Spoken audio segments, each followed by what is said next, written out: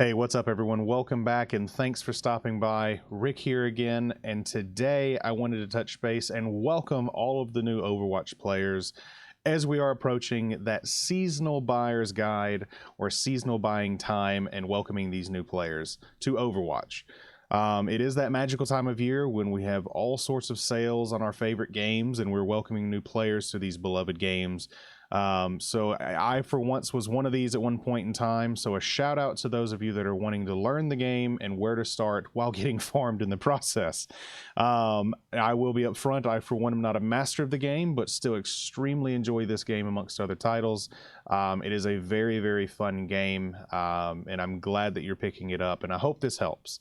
Now, I mentioned before, Overwatch can be an intimidating game. It's a game that not only requires you to master your chosen hero, but to figure out how to execute a perfect team strategy with a group of randomly matched teammates while just trying to find the emote button from time to time. It's enough to make you want to stay away from the game entirely, but don't worry. There are several Overwatch characters that are designed to cater to you new players. Better yet, I think a few of these characters are good enough to stick with once you even really learn how the game works. Now, I'd be lying, like I said, I'd be lying if I said you're going to be mastering a complicated character right away. But maybe this will help you steer in the right direction with some of these heroes. You know, I feel very beginner friendly. But even though I may say these are very beginner friendly, the skill level associated with them can still elevate to a whole nother level. Meaning, for instance, like in the Overwatch League, they may use a quote-unquote easier character, but because of their skill level, that character soars to the tops because those guys are insanely good. So in short, the game is broken down into 3 different player mechanics or roles, so DPS, support, and tank. Similar to an MMO, you need these heroes to work together to buff, protect, and eliminate other enemy heroes to achieve any type of objective or goal at this point. So first off, I do want to start with the DPS section. We're going to start specifically with the attack DPS, and this would be for when you're attacking a point or an objective during a match status. And the first character or hero we want to go with is Soldier 76. So have you ever played a first-person shooter? Any will do. And if you have, that's awesome, because pretty much you know how to use Soldier 76 at this point. Soldier 76 is designed to function largely like your average hero in a first-person shooter. He has a machine gun with a decent amount of ammo and a handy-dandy little rocket launcher. Oops, my bad. With the rocket launcher as well, it gives an additional attack. He also has the ability to heal himself and resting, but he puts a deployable healing shield around him. He's also able to sprint at will. So while Soldier 76 will feel familiar to anyone who's ever played a shooter, those who take time to learn his subtleties will actually discover he's one of the most versatile attack heroes in the game. Anywhere from rocket jumps to the general reach of his weapons, he's almost like a Swiss Army knife of Overwatch. But you still need to be able to aim to hit your target. Now, next for the attack DPS, we're going to go to Reaper. Probably one of the cooler characters or heroes in the game that a lot of people go to just because of his look itself. But he is a super easy character to use, I should say. So in terms of technical skill, he's easy to use. His kit is very simple. It's easy to understand. At first glance, he has 2 shotguns, which do high short range damage, which means that you have to get up close and personal with the enemy to do that damage. But this also means that you don't have to do much aiming either. So most of the characters you'll be going for, like I said, tanks and support lines. So the tanks and healers are the ones you would be focusing on with this. They're generally large enough for you to not need to aim or still get a lot of damage hit on them. His abilities are teleport and wraith form. There's not much to it. You teleport in to get in, easy enough. Once you get behind the enemy, you initiate the enemy. Once you get noticed, you can wraith form and peace out. Occasionally, you can use his ult, which is Death Blossom, to get a play of the game, which is pretty amazing. It's a very powerful ult, and as Reaper, you should never save the ult. It does a lot of damage, and Reaper charges it pretty fast anyway, so don't feel guilty about using it on 1 or 2 enemies. Also note you aren't invisible, not invisible, invincible. Sorry, been a very long evening of streams. While ulting. So overall, Reaper is a character that is easy to use and pick up and learn, but there's always areas where you can up your Reaper game when playing a team. Hope this helps. Have fun playing Reaper. He is honestly probably one of my favorite heroes in the game. Now, onward to defense DPS. This would be for when you're defending a side or a point of the match. And first, we're going to start with Torbjorn.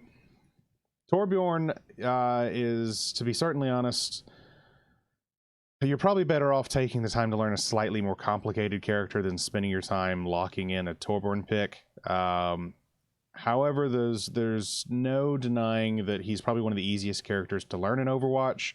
Torb's main job in Overwatch is to pretty much build and maintain a turret. You just hit and build the turret at that point. Find a good spot for it. Hit the turret with your wrench and repair. Once you do that, it upgrades it, and then upgrade it further by triggering the ultimate ability when the time comes. His stats are pretty easy at that point, but a good Torb will also do things like look for headshots with his main weapons or anything, but the big thing he tries to do is keep his people armored and keep the turret going. However, Torb is primarily the build a turret character. You probably won't make it too far in Overwatch with his limited skill set, but if you just want to hop in, have some fun, and contribute to something useful to your team, he's a pretty good pick, especially for what he does bring to the table as an easy defense player.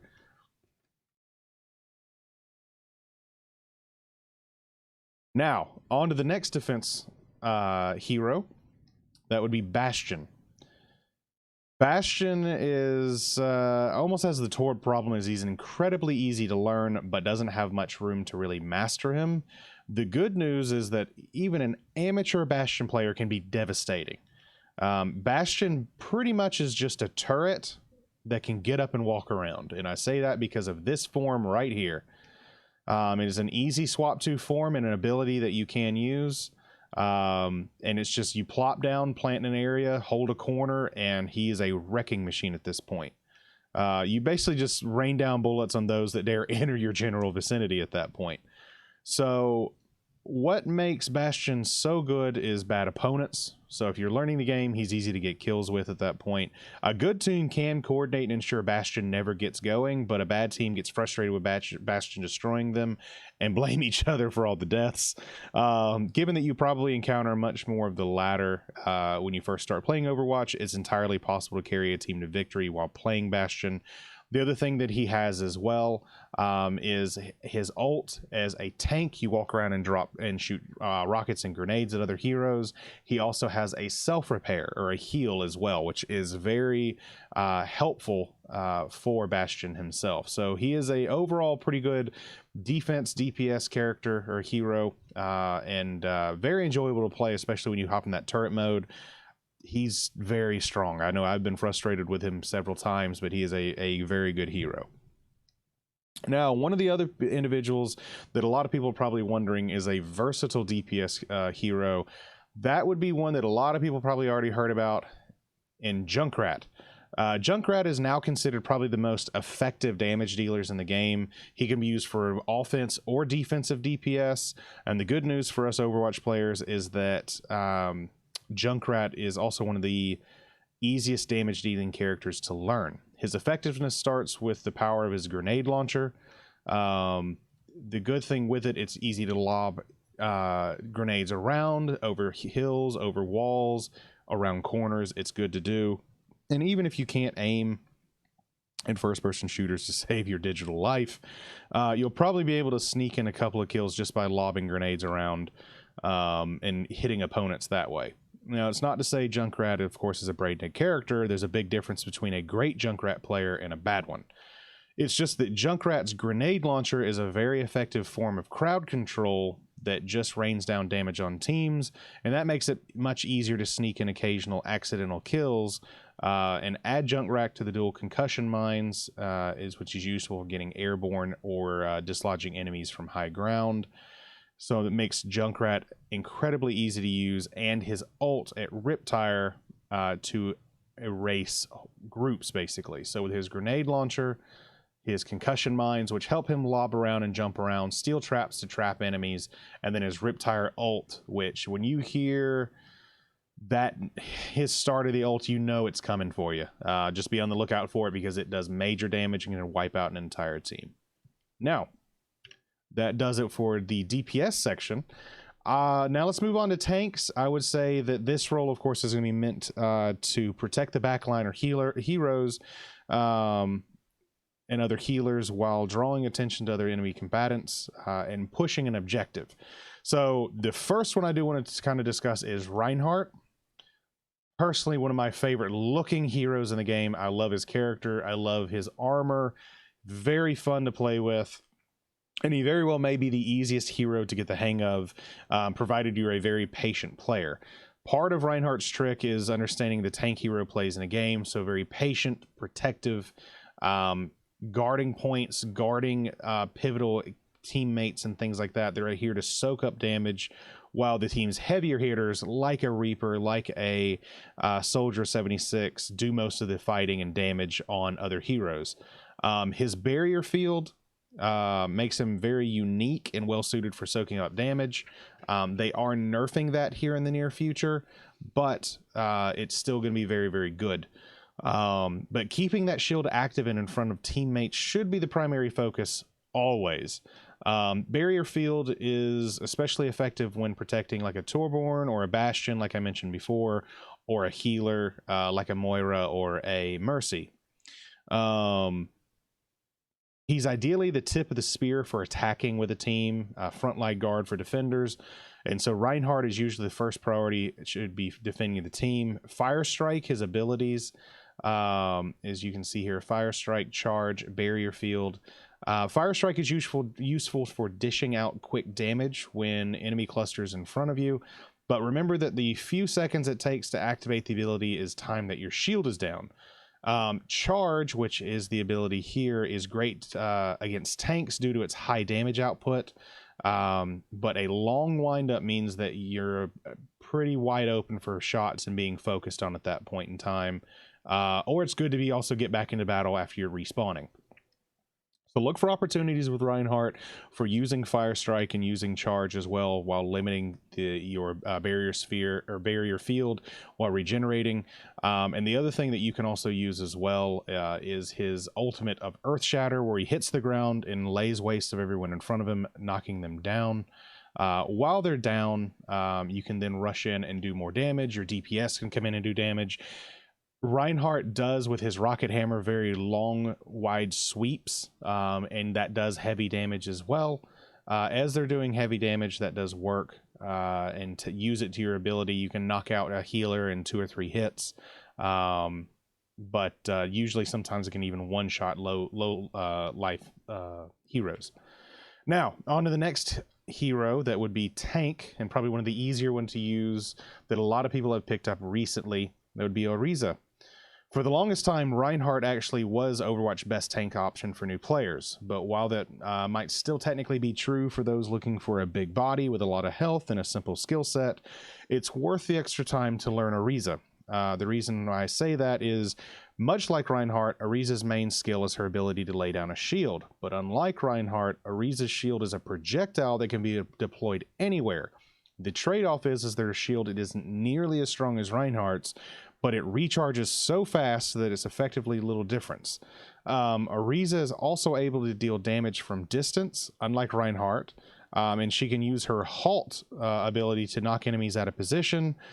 She also has a supercharger ultimate that's an effective way to drastically increase our team's damage output without having to do much more than press a button. So mastering the use of Arisa's shield takes time, but it's pretty low skill floor, ensures that you always feel like you're contributing to the group, which is it's like I said, she's a very easy one to use, to get used to. constant damage coming from the shots and the weapon here with a protective barrier and fortifying herself. She's a very fun hero to learn if you're wanting to get into the tank class, because she does provide that ranged damage herself while also protecting the group. Now, lastly, we're going to move on to support. This role ultimately is for keeping people alive, adding health or shields to tanks to keep them going, or replenishing DPS characters or heroes after they've been in a bout. Excuse me. First one we're going to say is Mercy. And everyone knows Mercy. So you can see at the very beginning, she is one of the most beloved heroes in Overwatch. One of the most used heroes in Overwatch, especially in the healing side. And not long ago, she was actually considered the scourge of the competitive scene, because she actually has an ability that could quickly resurrect multiple heroes that made her a very, very invaluable asset. But after all, what's more useful than a character that can undo death itself?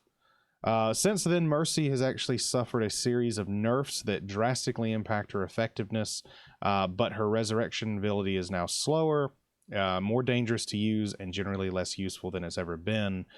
But I say that because Mercy still is a very easy healer to use, one of the strongest healers in the game, and her skill set's now kind of focused differently at this point from when the game originally lost.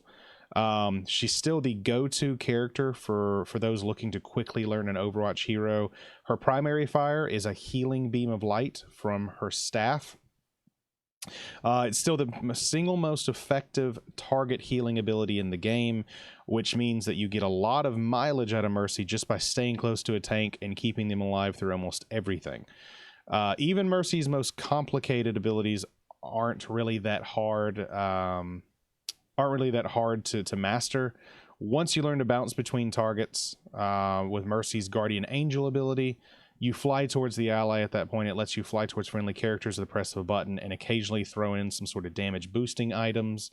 As you can see here, you have Valkyrie, you have her blaster here, and then her staff for healing or increasing damage. So two things that she can do just from the staff itself. She's very easy to use and very to get used to with how she can fly, she can resurrect, she can just constantly heal people. She's very, very good floating around the battlefield and healing healing heroes as needed. She's an asset. So she's one I would say to pick up first if you're wanting to learn support, just for what she provides and what she brings to the team, and kind of what her skill set brings as well. Now, my favorite support, I would say, and the second healer I would recommend, this is personally, she is one of my favorite, Moira. A while back, recommending a good healer to new players was as simple as saying Mercy, just like I said before. That's before Moira here entered the game. Moira is a tad tougher to play than Mercy due to the slight complication of managing her array of skills. That's especially true if you're figuring out when to throw out her healing orbs versus her damaging orbs. It will take you some time getting used to the hang of what to use at the beginning, but once you get past that hurdle, the battlefield pretty much is yours. Moira's ability is a burst heal hero in seconds. Basically, she can heal a hero faster than, or just as fast as Mercy with a flash heal. She's able to heal multiple heroes at once as long as they're within range of her healing spray or healing orb. And what really makes Moira special, though, is that her damage dealing capabilities are very strong. Her primary attack is a beam of energy that doesn't require you to aim or your target. It does attach on. If you're in the vicinity, it lacks on to them almost like a siphon, and consistently deals damage with a good range associated with it as well. You also have damage orbs that are very, very useful for eliminating heroes itself and forcing attackers to get out of position because of what it can force and bounce off walls. You can also fade out of existence, which is very useful if an opponent decides to try and take you down. So she's very simple in comparison, with her grasp as well for, like I said, healing allies and also doing a long-range beam for damage. When you're healing allies, you do deplete your healing capabilities. If you do damage with the alternate attack, it siphons that energy back to be able to heal more. She has the orb, which you can do healing, a blast heal, or a leech damage that will bounce off walls. Fade for disappearing, just kind of like how Reaper almost has for teleporting. And then her ultimate, which fires a massive beam, almost like a Goku blast or a Dragon Ball Z blast of some sort, Kamehameha or anything, but it also will heal people or damage them. So damage enemies and heal your own people. So very fun to get through and go through there. So that's Moira. Oof, sorry, that was a lot. It's something I had to learn going through. I read a lot, I watched a lot and went through, but it's something I had to learn when I first started playing, and that from one noob to another, I feel that this is a must-know, and especially to all the new holiday players coming in and all the new players coming in this season. I hope this helps. But if you've enjoyed what you've watched today, please hit that like button, as it supports me a ton, and subscribe if you haven't already done so for future content. Please do so. And if you have already, I freaking love you and thank you.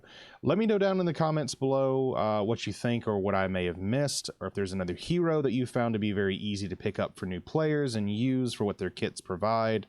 I'm interested in hearing what you have to say, so let me know down in the comments below. Anyways, once again, my name is Rick. I am your Ricktator, and thank you very much for watching. I'll see you next time.